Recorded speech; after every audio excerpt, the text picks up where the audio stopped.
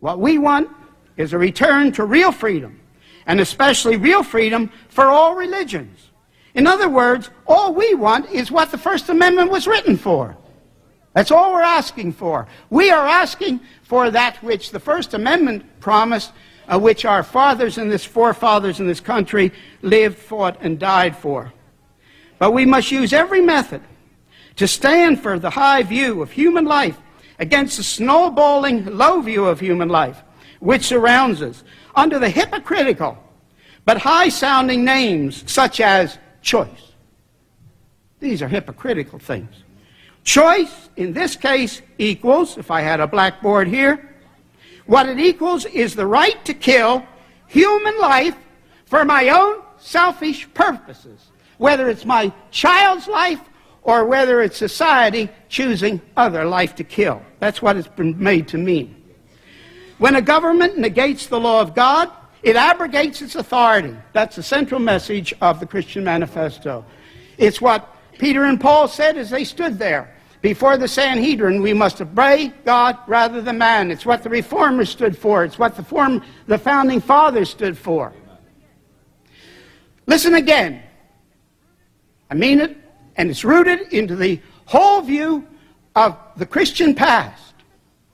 When a government commands something which is contrary to the law of God, it abrogates its authority. And at that point it becomes not only the privilege, but the duty of the Christian to disobey that government. That is what the Founding Fathers of this country did in the name of throwing off tyranny. That is what the early Christians did. That is why they were thrown to the beasts in the Roman arena.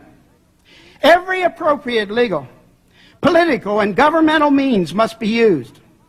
But the final bottom line, and I've invented that term in the Christian Manifesto to hope people really get hold of it.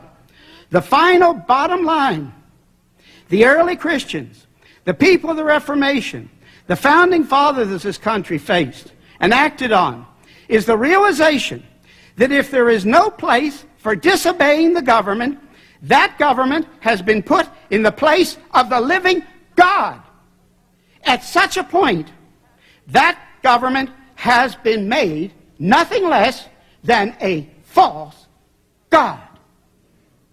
No. We must say no. Caesar is not to be put in the place of God.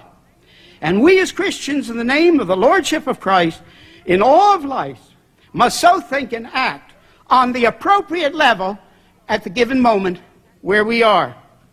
And if unhappily it becomes necessary that that level includes an open disobedience of the government, we must walk that road.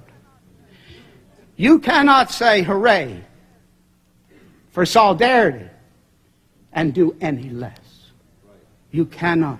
We're in the same place, though on a different level. My final sentence is this. Christ must be the final Lord, and not society, and not Caesar.